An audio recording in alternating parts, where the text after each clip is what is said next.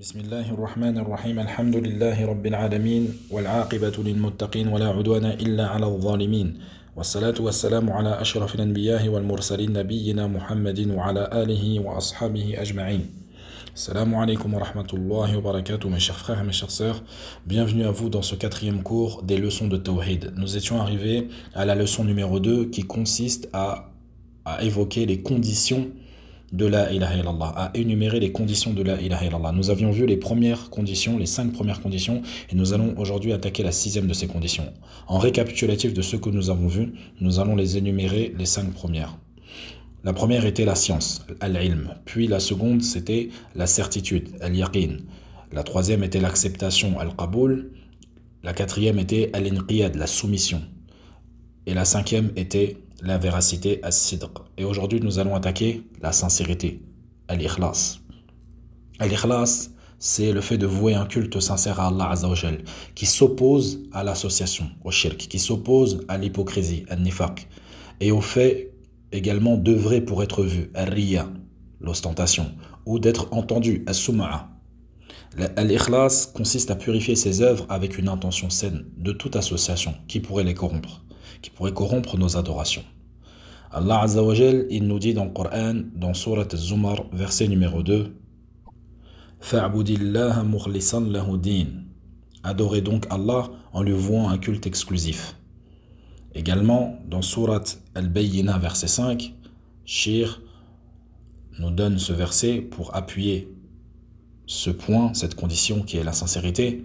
Allah Azza wa Jal, il dit dans cette surah, ou dans ce verset, وَمَا أُمِرُوا إِلَّا لِيَعْبُدُوا اللَّهَ مُخْلِصِينَ لَهُ الدِّينَ.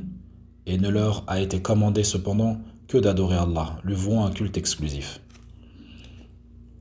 Cheikh As-Sa'di nous dit dans l'explication de ce verset de Surat Al-Bayyina, verset 5, فَمَا أُمِرُوا فِي سَائِرِ الشَّرَائِعِ إِلَّا أَنْ يَعْبُدُوا Allah مخلصين له الدين أي قاصدين بجميع عباداتهم الظاهرة والباطنة وجه الله وطلب الزلفى لديه حنفاء أي معرضين مائلين عن سائر الأديان المخالفة لدين التوحيد.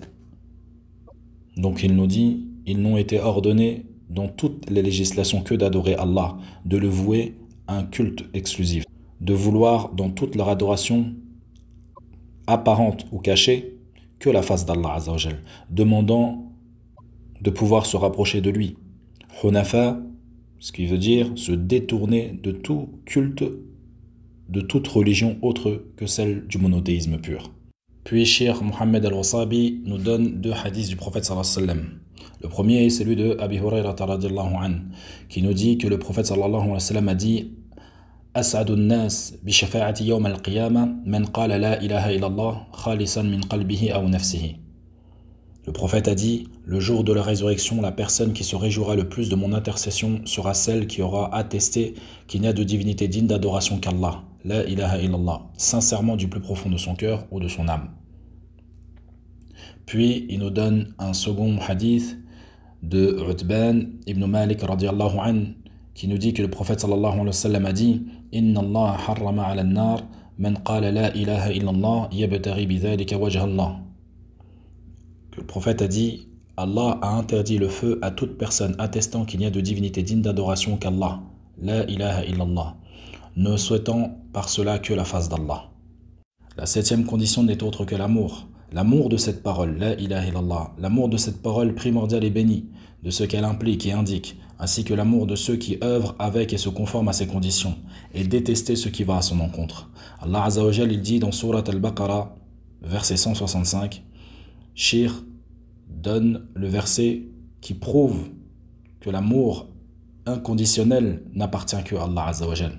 Et il dit, Allah Jalla Jalalu, fi kitabihi al-karim, وَمِنَ النَّاسِ مَنْ يَتَّخِذُ مِنْ دُونِ اللَّهِ أَنْدَادًا يُحِبُّونَهُمْ كَحُبِّ اللَّهِ وَالَّذِينَ آمَنُوا أَشَدُّ حُبًّا لِلَّهِ وَلَوْ يَرَى الَّذِينَ ظَلَمُوا إِذْ يَرَوْنَ الْعَذَابَ أَنَّ الْقُوَّةَ لِلَّهِ جَمِيعًا وَأَنَّ اللَّهَ شَدِيدُ الْعَذَابِ.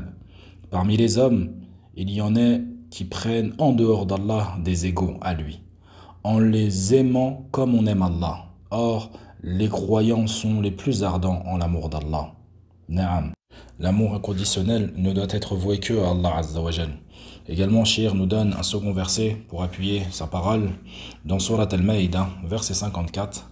Allah Azza wa Jal, il dit Ya ayyuhalladhina amanu man yartadda minkum an dinihi fasawfa ya'ti Allahu biqawmin yuhibbuhum wa yuhibbunah. Ô les croyants, quiconque parmi vous apostasie de sa religion, Allah va faire venir un peuple qu'il aime et qu'il l'aime. Shir As-Sa'di, dans son explication du premier verset que nous avons cité dans Surat Al-Baqarah, verset 165, il nous dit « Comme le lien est parfait entre ce verset et celui qui le précède. » Quant à celui qui le précède, nous allons le citer maintenant.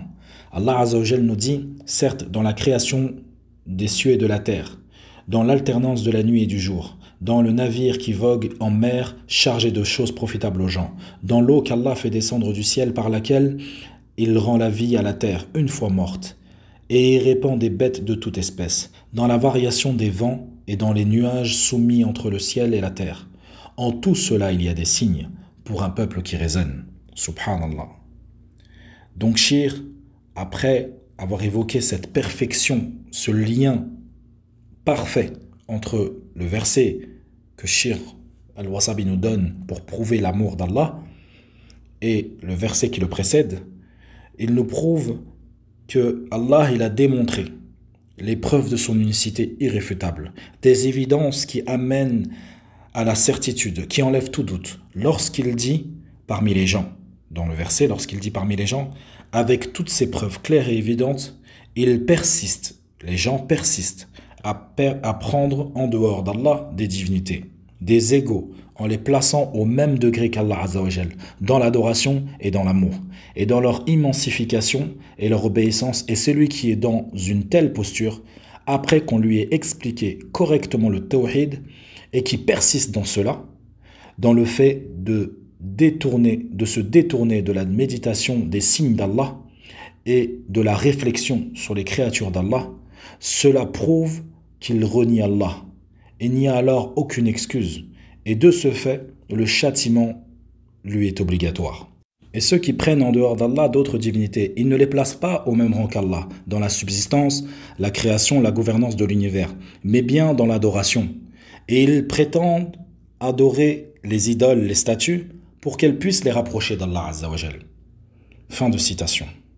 Et si Shir fait référence aux statues, aux idoles, mais il faut parler de tout ce qui peut être pris en dehors d'Allah, comme la main de Fatma, ou encore de dire je croise les doigts, ou encore de dire je touche du bois, et tout autre sobriquet qui est dit par la plupart des gens, des musulmans comme des non-musulmans. Puis Shir Muhammad al-Wasabi nous donne un hadith du prophète sallallahu alayhi wa sallam. D'après Anas ibn Malik radiallahu anhu, le prophète sallallahu alayhi wa sallam a dit « Celui qui possède ces trois caractéristiques savoura la douceur de la foi. Aimer Allah et son messager plus que toute chose. N'aimer autrui qu'en vue d'Allah.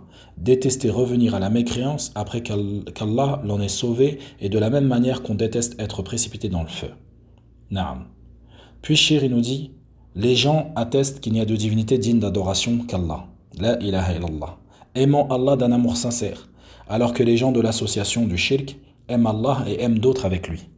Or, cela est en contradiction avec l'implication de l'attestation. La ilaha illallah.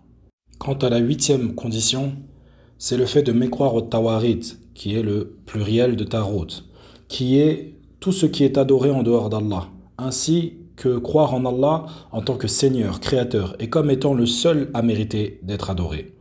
Allah Azza wa Jal, il dit dans le Coran La ikraha fi ddin qad tabayyana ar-rushd min al-ghayy faman yakfur bit-taghut wa yu'min billahi faqad istamsaka bil-urwati al-wuthqa la infisama laha wallahu sami'un alim.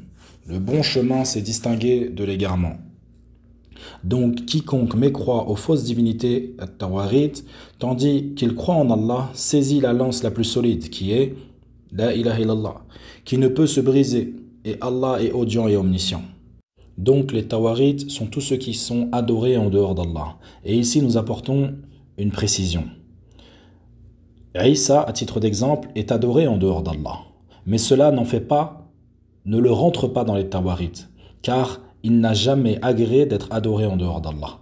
Et tous ceux qui sont adorés en dehors d'Allah, et qui renient l'adoration qui leur est faite, dans ce cas-là, ils ne rentrent pas dans le tawarit. Les anges, les prophètes, les awliya qui sont dans certains pays enterrés dans des cimetières, qui sont adorés en dehors d'Allah, s'ils n'agréent pas cela pour eux-mêmes, dans ce cas-là, ils ne rentrent pas dans les tawarit. Puis Shir, il nous dit, quant à moi, c'est-à-dire Shir, l'attestation qu'il n'y a de divinité digne d'adoration qu'Allah, la ilaha illallah, concilie négation et affirmation. La négation, c'est la ilaha, il n'y a de divinité digne d'adoration. Renie tout ce qui est adoré en dehors d'Allah. Et l'affirmation, illallah, affirme l'adoration d'Allah seul sans associé. Et ces 8 conditions ont été regroupées dans 2 vers de poésie, très simples à apprendre, qui sont les suivants. Le poète, il a dit « Ilmun, yaqinun, wa ikhlasun, wa sidku kama, mahabbatin, wa nqiyadin, wal qaboulu laha, wa zida thaminuha al-kufrana minka bima, siwa al-ilahi min al-ashya'i qad uliha. » Science, certitude, sincérité, ainsi que ta véracité, avec amour, soumission et son acceptation. Ajoute à cela la 8e condition, qui est le fait que tu renies toute chose adorée en dehors d'Allah. فبارك الله فيكم نسأل الله جل وعلا أن يجعل هذا العلم حجة لنا ولا علينا وأن يجعلنا ممن إذا استمعوا القول فيتبعون أحسنه وفقكم الله لكل ما يحب ويرضى والسلام عليكم ورحمة الله وبركاته